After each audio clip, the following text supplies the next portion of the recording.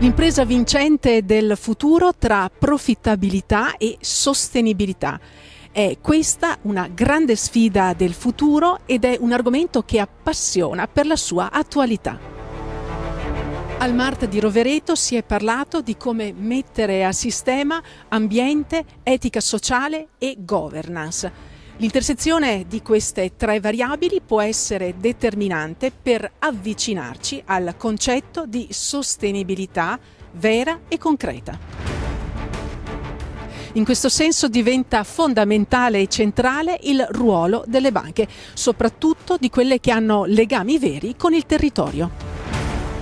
Promuovere la conoscenza e fare squadra nei territori può essere determinante, contando sia sull'apporto di visione del mondo accademico, sia sull'apporto di esperienza degli imprenditori e di quello programmatico della politica. È un momento di straordinario rilancio, pensiamo al PNRR, pensiamo alla sostenibilità come fine, questo è quello che abbiamo imparato questi mesi.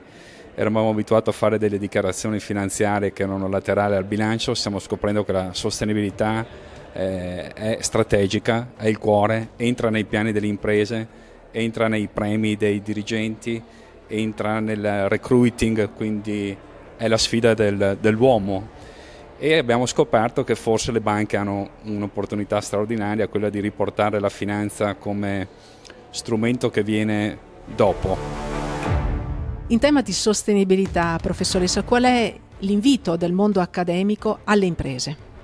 La sostenibilità è un tema molto ampio, quindi oggi in un qualche modo l'università sta affrontando questo tema da molti punti di vista. Abbiamo il tema ambientale, che ovviamente è un tema di tipo anche tecnico, che riguarda gli ingegneri, i fisici, i chimici. Poi c'è un tema più legato alla sostenibilità economica, quindi al ripensamento del ruolo del profitto, e alla sostenibilità sociale, che significa ripensare completamente i modelli organizzativi aziendali per capire come relazionarsi con i lavoratori e con tutti gli stakeholder delle imprese.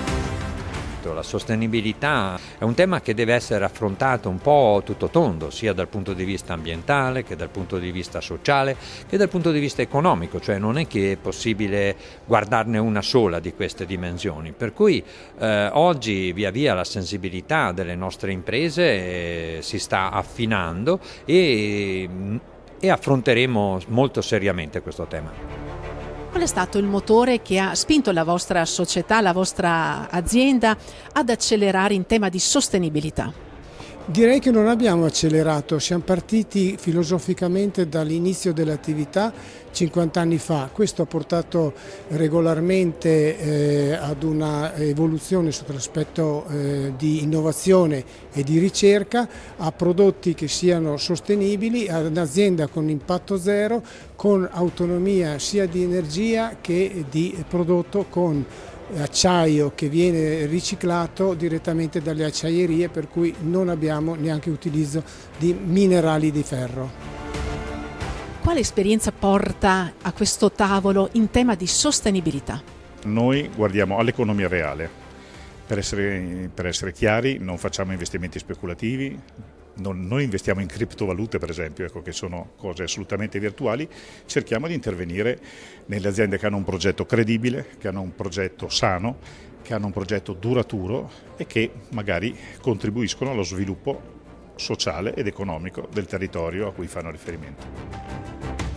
Ma le imprese, le aziende hanno interesse ad investire in sostenibilità? Assolutamente sì.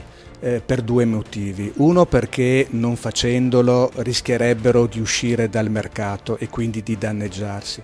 Dall'altra, perché il peso delle imprese sull'economia è così rilevante che per loro, mi sento di dire, è anche un obbligo morale.